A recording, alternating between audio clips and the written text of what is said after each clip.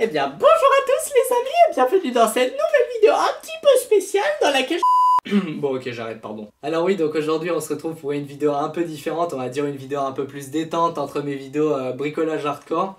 Et donc il s'agit d'un review, un review tout comme les autres vidéos review de produits high-tech que vous avez pu voir sur ma chaîne auparavant. La seule différence c'est que je vais pas vous mentir, cette caméra je ne l'ai pas payée. Donc elle m'a été offerte gratuitement par Gearbest en échange d'un test et avis objectif. Évidemment sinon j'aurais pas accepté, je suis pas là pour grailler du chiffre. Du coup je vais vous dire aussi bien les points positifs que les points négatifs. Comme ça au cas où si jamais un jour vous aurez besoin d'une caméra sport, vous aurez de la matière sur quoi vous baser, sur quoi faire votre choix, parce que les GoPro c'est quand même assez cher et ça c'est la meilleure des caméras pas chères on va dire, parce que y a des caméras à 30 € ça vaut rien. Et sachez que j'ai aussi accepté ce deal tout simplement parce que je fais de plus en plus de véhicules, du coup je pourrais fixer cette caméra dessus et vous montrer une vue FPS du semi-rolling. Et d'ailleurs Jean l'a déjà utilisé dans la dernière vidéo de la Pimpounette. Le dernier test il a été fait avec la caméra qui était fixée sur ses pecs comme as, et du coup on avait une jolie vue FPS. Bref, j'ai trop parlé, on passe tout de suite à la description du produit. Alors voilà, on se retrouve avec le package que j'ai évidemment ouvert il y a longtemps, tout simplement parce que je peux pas vous faire une vidéo sur un produit que je ne connais pas. Contrairement à certains connards sur YouTube qui font l'unboxing devant la caméra et après qui vous lisent la putain de notice technique alors que c'est marqué sur Google et ça vous apprend rien. Et ensuite qui sortent le produit et qui sont là, oh ça fait des photos, oh bah ça marche, c'est magique, allez abonnez-vous à ma chaîne et cliquez sur mes liens monétisés. Allez, au revoir. Bon bref, commençons par l'extérieur. Alors tout d'abord cette caméra fait du 12 mégapixels, elle résiste à l'eau jusqu'à 30 mètres avec la coque de protection évidemment. Ensuite elle possède un stabilisateur gyro, comme gyroscope. Je sais pas exactement ce que ça veut dire, mais je suis sûr que c'est un stabilisateur numérique, c'est-à-dire que l'image est recalculée je sais pas de quelle manière à chaque fois qu'il y a une vibration. Et ce n'est pas mécanique, c'est-à-dire qu'il n'y a pas une petite testicule à l'intérieur qui bouge en fonction des vibrations. Mais en tout cas j'ai testé le gyroscope, il marche assez bien jusqu'en Full HD 60 fps, tout simplement parce que cette caméra monte jusqu'en 4K mais le gyroscope n'est pas disponible en 4K 30 fps. Alors ensuite dans le package on a donc la coque, elle a pas l'air cheap du tout, elle a l'air de bonne qualité. Ensuite on a des patins collants, on a ensuite aussi des patins collants, des patins collants ventouses. Mais il y a que des patins ici ou quoi? Non, il n'y a pas que des patins. Il y a aussi une coque. Donc une coque à mettre en extérieur et qui n'obstrue pas le micro. Si jamais vous n'avez pas besoin de balancer de la flotte dessus, vous utilisez ça parce que ça va capturer le son également. Contrairement à ça, parce qu'une coque comme ça, vous savez que le son il passe pas trop. Ensuite, du coup, on a la caméra que je vais vous présenter dans 10 secondes.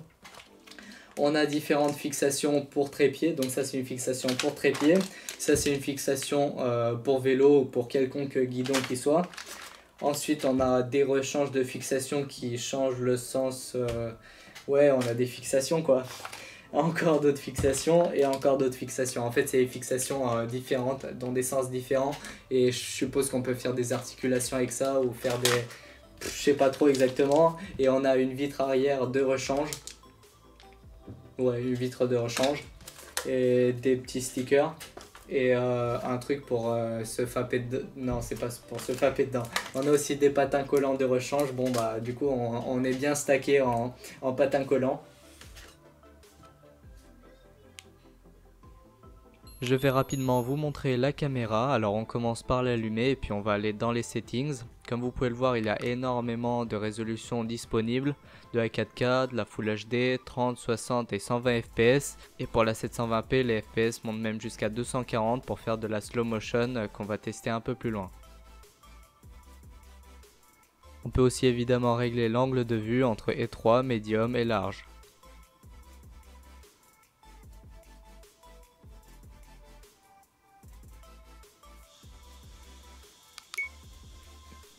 Ensuite il y a d'autres fonctionnalités comme le stabilisateur et la slow motion, mais qui n'est pas disponible au-dessus de la 1080p.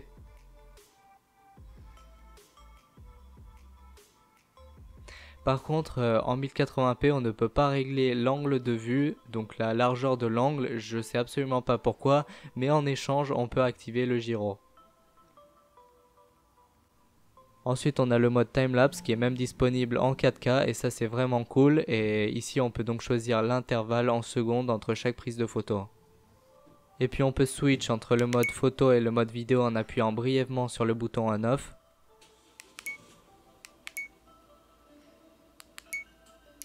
Et en appuyant longuement sur le bouton Settings, on peut activer ou désactiver la Wi-Fi qui permet de connecter la caméra à une télécommande.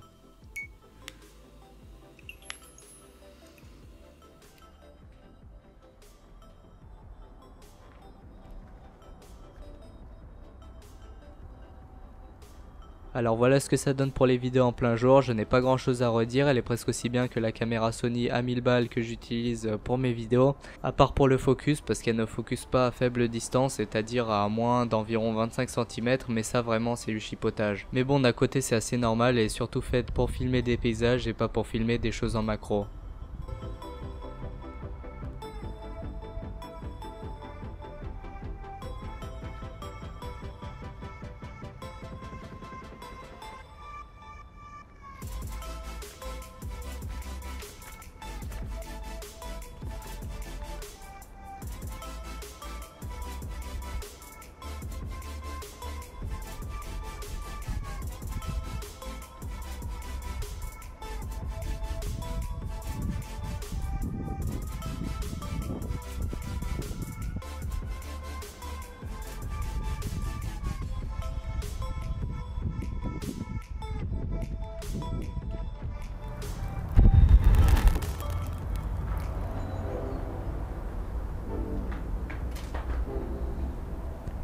Et je trouve aussi qu'elle se réadapte très bien aux différences de lumière.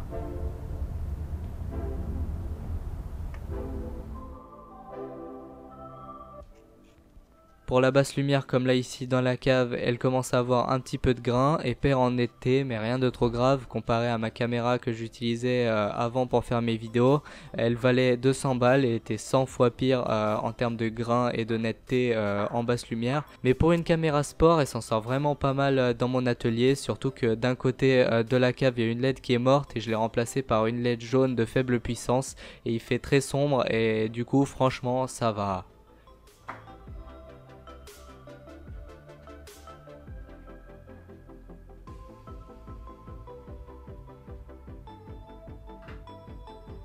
Et une fois de plus, elle se réadapte assez bien à la luminosité, même si bon, j'avoue, elle assume pas trop cette LED de 1200 lumens. Ensuite, on remarque que la stabilisation est très efficace, alors j'ai fixé la cam sur ma trottinette et le gyro a vraiment bien réussi à atténuer les vibrations de la trotte, et donc vraiment respect pour ça parce que vous savez qu'une trottinette sur le guidon notamment ça vibre énormément. Ensuite pour la slow motion en 240 fps, bah ça ralentit en effet, mais la qualité, j'ai pas l'impression que ce soit du véritable 720p, c'est une sorte de 480p étiré, mais je pense tout de même que c'est possible de faire des trucs assez stylés, à condition qu'il y ait un beau décor et une bonne luminosité.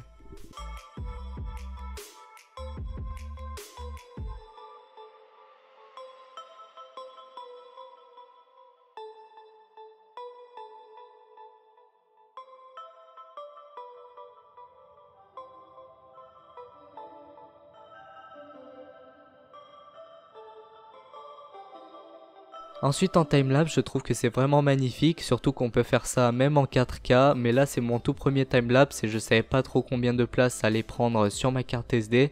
Donc ce que j'ai fait, j'ai mis en 2,5K et ce qui est en plus une résolution que j'aime bien étant donné qu'au rendu Sony Vegas, pour faire l'upload sur YouTube je la retransforme en 1080p et donc je perds moins de qualité pendant le rendu que si je faisais un rendu de 1080 en 1080, mais après aussi c'est une impression que j'ai personnellement et qui peut être en fait fausse. Le seul inconvénient du timelapse c'est que la caméra reste allumée pendant un très long moment, donc elle se décharge assez rapidement au bout de 2 heures et c'est pourquoi je l'ai gardée branchée à une batterie externe de haute capacité pour qu'elle puisse tenir les 12 heures.